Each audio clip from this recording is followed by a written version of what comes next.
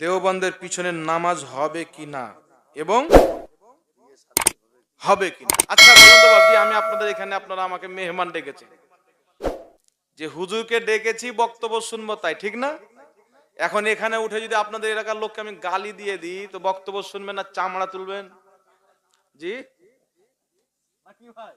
কথা বলেন, চামড়া তুলবেন না? আপনি ধরেন, আমি একটা উদাহরণ দিচ্ছি, আগে এই কথাটা বুঝেন। আপনার বাড়িতে আমার ভাই জয়নাল আবেদিন, কই তুলে গেছেন? আচ্ছা, আমার জয়নাল আবেদিন ভাই গেলেন আপনার বাড়িতে জীবনী বক্তা, ওর বেটা যুবক হয়েছে, বিয়ে দিবে, আপনার মেয়ে যুবক আছে, তো দেখতে গিয়ে বলছে ভাই তোমার মেয়েটাকে দেখতে এসেছি, আমার বিয়ে দেওয়ার মতো ছেলে হয়েছে, তো তোমার মেয়েটার বিয়ে দিতে হবে। তা আপনি বলছেন ভাই আমার মেয়েটার সামনে বছর মাধ্যমিক দিবে, তো মাধ্যমিক দিয়ে দে। তো জয়নাল আবেদিন ভাই যদি বলে দূর সালা দিবি কি দিবি না বল সালা, এবার দুটো একটা যদি গালি দিয়ে দিত ওকে মেয়ে দিবেন, ইসলাম মৌলবি হয়ে ভাষা খারাপ মার ওকে, নাকি বলেন? আর মৌলবীরা ভাষা খারাপ করলে মার বেশি পড়ে, নাকি বলেন? তাহলে কেন দিবেন না? ভাইয়ের কমসে কম 13-14 বিঘা জমি আছে, মাছের পুকুর আছে, সুন্দর একটা 10 লাখ টাকার গাড়ি আছে, সুন্দর ভিআইপি বাড়ি আছে, তবু ওকে বেটি দিবেন না কেন? ভাষা খারাপ, আপনাকে গালি দিল তাই সালা বলে। তাহলে যেই ব্যক্তি আল্লাহকে গালি দিবার পিছনে নামাজ হবে? এই জোরে বলেন না হবে না। আমি মুফতি সাহেব, আপনি আমাকে মসজিদের নামাজ পড়েছেন, আমি নামাজ পড়ার পরে বলছি এই গ্রামের সালা একটা লোক ভালো লাগে, সব সালা।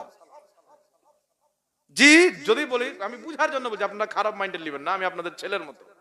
তাহলে আমার পিছনে নামাজ পড়বেন না যত চাপ্পাল আছে গ্রামের সব লিয়েছে মারবেন? বলেন পড়বেন?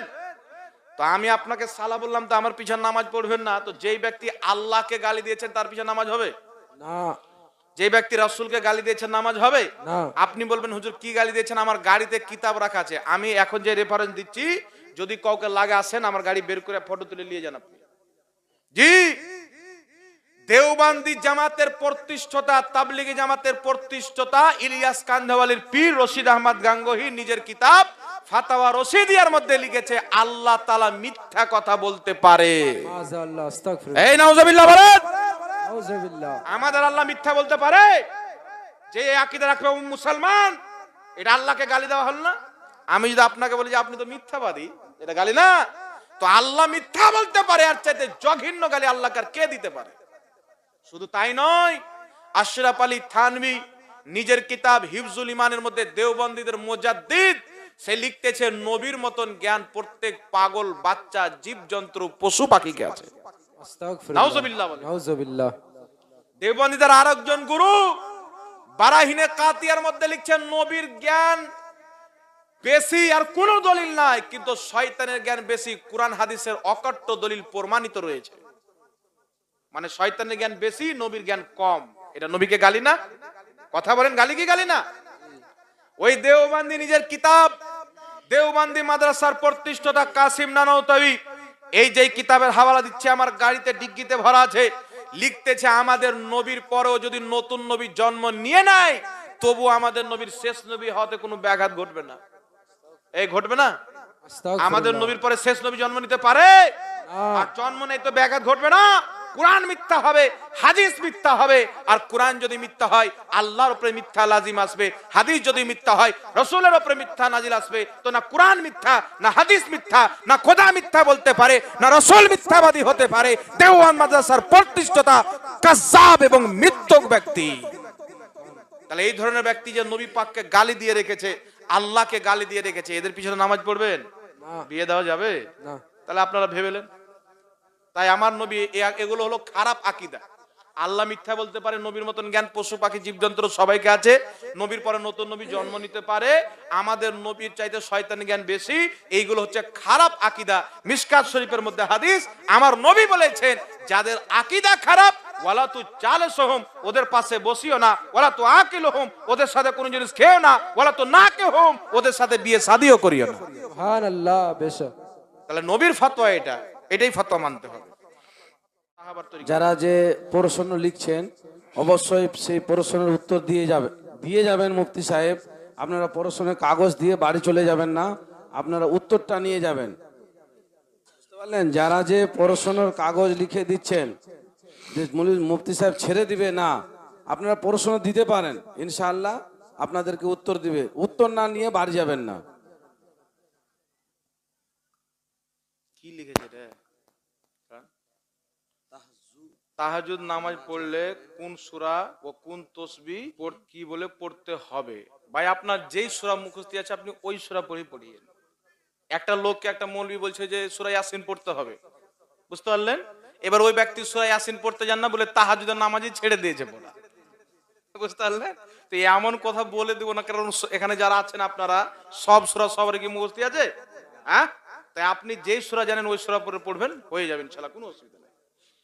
তসবিহ লা হাওলা ওয়ালা কুওয়াতা ইল্লা বিল্লাহিল আলিয়্যিল আযীম পড়বেন। আরেকটি তসবিহ আপনাদেরকে বলে দিচ্ছি, বুখারী শরীফের শেষ হাদিস, লাস্টেকার হাদিস। আমার আপনার নবী সাল্লাল্লাহু আলাইহি সাল্লাম বলছেন, আমি এমন একটি তসবিহ তোমাদেরকে বলে দিচ্ছি যেটি বলতে খুব হালকা, কিন্তু মিজান আমলে যখন আল্লাহ চাপাবে না তো খুব ভারী। সাহাবা বলেন, হুজুর তসবিহটি কি? তো আমার আপনার নবী বলছেন, সুবহানাল্লাহি ওয়া বিহামদিহি সুবহানাল্লাহিল আলিয়্যিল আযীম। জোরে বলেন না সুবহানাল্লাহ। এটা এটা পড়তে হালকা না, কিন্তু মিজানের পাল্লাতে যখন চাপাবে অতিরিক্ত ভারী। যারা সুদ খায় তাদের বাড়ি ভোজ খাওয়া যাবে কিনা? আরে বাপ রে বাপ, এই সুদ খোদে আমাকে পিটাবেন নাকি ভাই? জি দেখেন, এটা আপনারা সবাই জানেন যে সুদ খাওয়া হারাম, জানেন না? যে খায় ও জানে সুদ খাওয়া এত নিকৃষ্ট পাপ যে নিজের মায়ের সাথে জেনা করার চাইতেও বেশি পাপ, বুঝতে পারছেন? এত নিকৃষ্ট পাপ। তো যারা খেয়েছে আমি বলবো ভাই এখনো তওবার দরজা খোলা আছে, তওবা করলেন। নাহলে আপনার যে বডি গাড়ি টাড়ি না, আপনার শুধু শ্বাসটা চলে গেলে কিছুই থাকবে না। আপনার এই দেহ যখন কবরে রাখা হবে, এই সুন্দর গালের মাংসগুলিকে দেখছেন না, এই গাল আর চোখ কত পর্দার লাগে আমরা সাজাই, কবরে যখন যাবেন তো সাদা সাদা খুদি খুদি পোকাগুলো চিবিয়ে চিবিয়ে খাবে।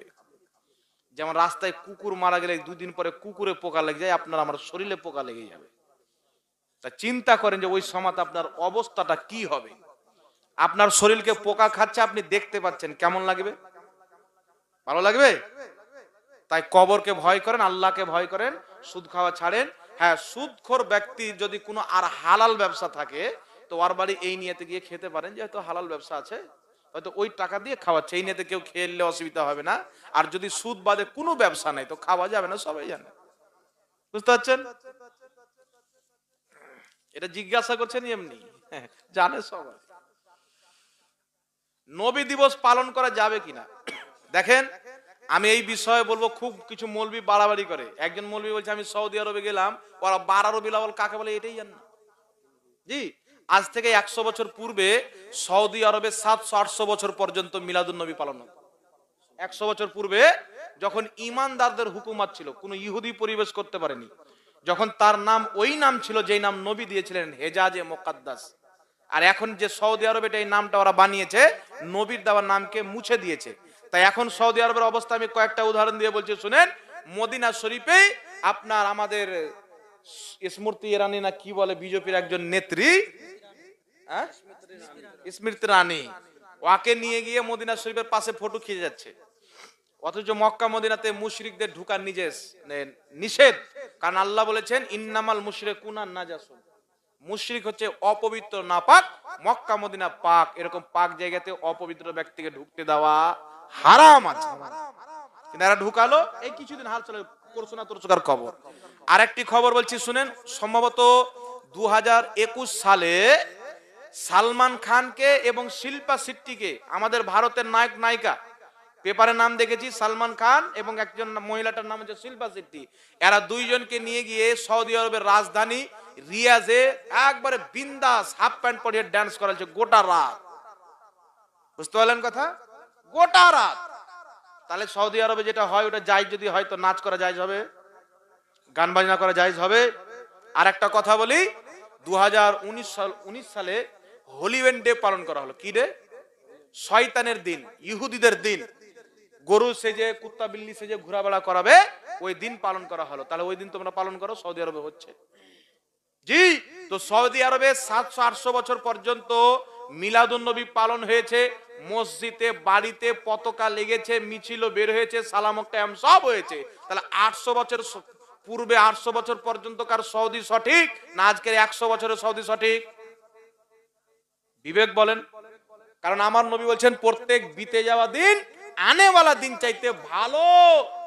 আর প্রত্যেক আনেওয়ালা দিন বিতে যাদা দিন চাইতে বেশি ফিতনাগ্রস্ত দিন। তাহলে কি বুঝতে পারলেন যে পূর্বের দিন ছিল ভালো? শত শত বছর মিলাদুন নবী হয়েছে। পুরো আরববাসী এখন পর্যন্ত চলে যান, দুবাই চলে যান, আপনার ইয়ামান চলে যান, দামেস্ক চলে যান, লেবনান চলে যান, সব দেশে মিলাদুন নবী পালন করা হয়। বুঝতে পারছেন কথা আমার? এইবার আপনাকে দলিল দিয়ে শুনেন, আজকের জাহিলদের ফতোয়াকে মানিয়েন না। ইমাম জালালউদ্দিন সুয়ুতি আল হাবিলিল ফাতাওয়ার মধ্যে ইমাম ইবনে হাজার আসকালানী রাহমাতুল্লাহ আলাইহি নিজের কিতাব মিলাদুন নবীর উপরে একটা কিতাবই লিখেছেন। শারহে বুখারী ইমাম কাসতালানী মাওয়াহিবুল্লাহ দুনিয়ার মধ্যে, ইমাম জুরকানি সারা মাওয়াহিবুল্লাহ দুনিয়ার মধ্যে, ইমাম জাওজি রাহমাতুল্লাহ আলাইহি অসংখ্য ইমামগণ বলেছেন নবী পাক যেই দিনে জন্মগ্রহণ করেছেন মুসলমান আনন্দিত হয়ে খাওয়া দাওয়ার ব্যবস্থা করা, মাহফিলের ব্যবস্থা করা, জিকর আজকারের ব্যবস্থা করা, এই ব্যবস্থা করে আল্লাহর শুকরিয়া আদায় করে, এটা সর্বক্ষেত্রে জায়েজ, বরং মুস্তাহাব, বরকতের কাজ, রহমতের কাজ। বলেন সুবহানাল্লাহ। বেশক ইমামগণের ফতোয়া মানিয়েন। আজকে যারা বিদাত বলে না, এদের কাছে কোনো দলিল নাই। এরা বলে বিদাতের দলিল হয় না, মানুষকে বোকা বানাচ্ছে। জি বলছে বিদাতের দলিল হয় না, আমাদের কাছে বিদাতের দলিল হয়। কি দলিল হয়? তাবরানী শরীফের মধ্যে সহিহ হাদিস, নবীর ইন্তিকালের পর সাহাবী রাসূল নবীর ওসিলা দিয়ে দোয়া করেছেন, আর এ বলছে ওসিলা নেওয়া হারাম। তো যেটা সহিহ হাদিস থেকে প্রমাণিত ওটাকে হারাম বলার কারণে, সহিহ হাদিসের বিরুদ্ধে হওয়ার কারণে বিদআত। বুঝতে পারলেন? মৃত্যু ব্যক্তির নামে খাওয়া দাওয়া করা কারা হারাম বলে, অথচ সহিহ হাদিস থেকে প্রমাণিত। তো সহিহ হাদিস থেকে যেটা প্রমাণিত ওটাকে হারাম বলাটাই হচ্ছে বিদআত। বুঝতে পারছেন কথা? প্রত্যেক হালাল জিনিসকে যারা বিদআত বলে তারা নিজেই হচ্ছে বিদাতি। তাই যুগের শ্রেষ্ঠ ইমামগণ ফাতোয়া আগেই দিয়ে রেখেছে। 500 বছর পূর্বের ইমাম, 600 বছর পূর্বের ইমাম, 700 বছর পূর্বের ইমাম, 800 বছর পূর্বের ইমাম ফাতোয়া দিয়ে কমপ্লিট করে দিয়েছেন মিলাদুন নবী পালন করা যায়। আজকের গাঁজা খানেওয়ালা যতই গলা ফাড়ুক কোনো লাভ হবে না। এদের যে কথা শুনবে জাহান্নামে যাবে, আর পূর্বের ইমামদের কথা যারা মানবে তারাই জান্নাতি। জোরে বলেন সুবহানাল্লাহ।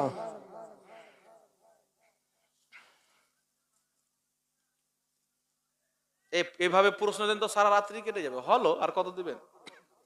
এটা কি যদি আরবে কোনো পীর নাই, আমাদের এখানে এত পীর কেন হয়, উরুস করা হয় কেন? দেখেন আপনাদের এইদিকে আসছিলাম তো একটা জায়গাতে দেখলাম যে কাউয়ালি হবে, আর দেখলাম যে একটা মেয়েরও ফটো ছিল, তাই না?